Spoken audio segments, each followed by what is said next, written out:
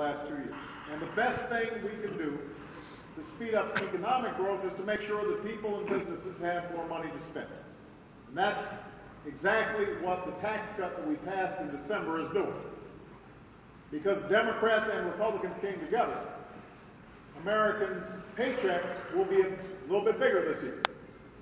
And businesses will be able to write off their investments, and companies will grow and jobs will be created. That's all good in the short term. But the reason I wanted to come here to Penn State is to talk about the long term. The reason I wanted to talk to young people is to talk about the future and how we're going to win.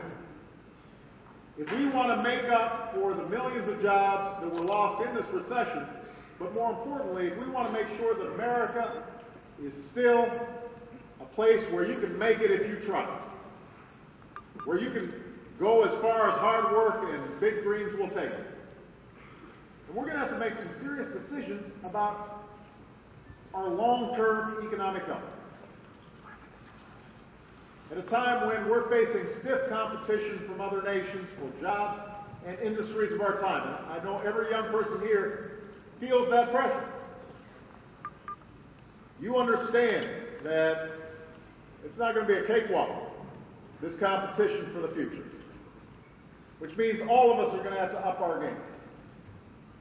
We are going to have to win the future by being smarter and working harder and working together.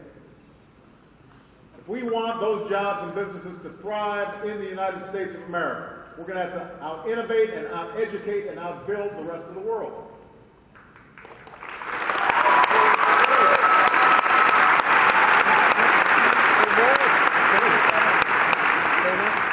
That means investing in cutting-edge research and technology. It means investing in the skills and training of our people. It means investing in transportation and communication networks that can move goods and information as fast as possible. And to make room for these investments, it means cutting whatever spending we just can't afford.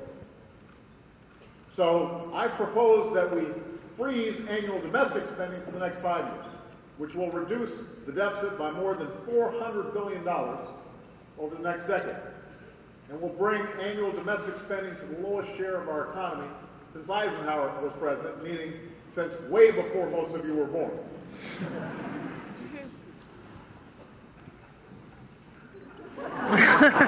You said not me.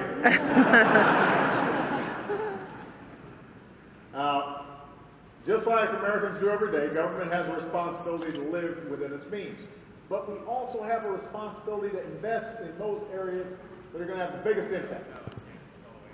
And in this century, those areas are education and infrastructure and innovation. And that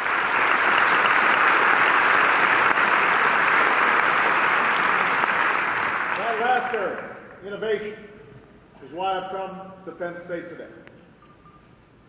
Innovation is what this country is all about.